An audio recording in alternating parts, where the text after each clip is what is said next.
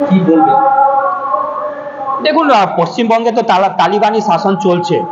এইখানে যে বিপ্লব দাস যে ঘটনাটি ঘটেছে, কি ঘটেছে যে আপনারা সকলেই জানেন যে ওয়াকফ বোর্ডকে কেন্দ্র করে মুর্শিদাবাদ যে ঘটনাটি ঘটেছে, সেখানে সেই হিন্দু যে বাবা আর ছেলে, তাদের কি অপরাধ ছিল? তাদেরকে চিহ্নিত করে হিন্দু বলে তাদেরকে হত্যা করা হয়েছে, তাদের বাড়ি লুটপাট করা হয়েছে, সেরকম অনেক দৃষ্টান্ত আছে।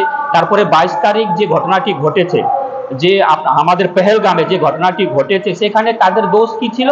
যে তাদের দোষ ছিল যে তারা হিন্দু, তাদেরকে রীতিমতন ধর্ম জিজ্ঞাসা করে তাদেরকে মারা হয়েছে। আর অনেকে বলছে যে যারা উগ্রবাদী থাকে, সন্ত্রাসবাদী, তাদের কোনো ধর্ম থাকে না। যদি তাদের ধর্ম না থাকে তাহলে ধর্ম জিজ্ঞাসা করে মারা কেন হলো? তারপরে ধর্ম জিজ্ঞাসা করে সেখানে মারা হয়েছে। আর সেই আবার আরেকজন সেখানে মুসলিম লোক মোদিজির ছবি নিয়ে সেখানে কুকুর মুখে ছবি লাগিয়ে হেমন্ত বিশ্ব শর্মা, আমাদের আসামের মুখ্যমন্ত্রী, আমাদের ইউপির মুখ্যমন্ত্রী, সেরকম ছবি লাগিয়ে সে পোস্ট করবে, তার বিরোধিতা করা হবে। আবার যে সে ধরনের পোস্ট করেছে তাকে অ্যারেস্ট না করে যে বিরোধিতা করেছে তাকে অ্যারেস্ট করা। তার মানে বোঝা যাচ্ছে যে পুরোপুরি এই বর্তমান যে পুলিশ ব্যবস্থা, যে পুলিশ আছে, পুরোপুরি শাসক দলের দলদাস হয়ে কাজ করতেছে। আমি আপনাকে একটা উদাহরণ দিতে চাই। লক্ষ্মীপাড়ার চা বাগান, সেখানে একজন আমাদের কর্মী আছে, সে যখন ওয়াকফ নিয়ে মুভমেন্ট হচ্ছিল বানারহাটে, তখন সে একটা কমেন্টস করেছিল।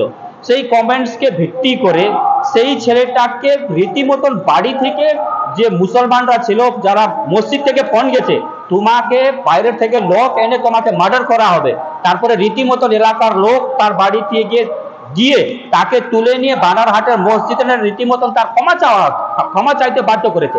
এখানে পুলিশ বলছে, আলিপুরদুয়ার পুলিশ বলছে যে কাউকে আইন হাতে নেওয়ার অধিকার নেই। সেটা আইনকে আমরাও সম্মান করি, নিশ্চিতভাবে আইন কেউ হাতে নিতে পারে না, কিন্তু যে এই ধরনের পোস্ট করেছে তাকে কেন অ্যারেস্ট করা হয়নি?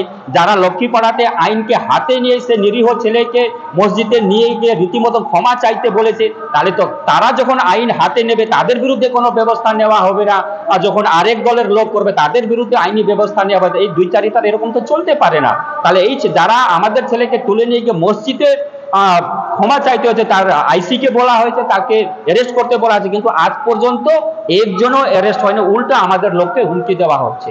ঠিক আছে, তো এই ধরনের বিচারিতা চলতে পারে না।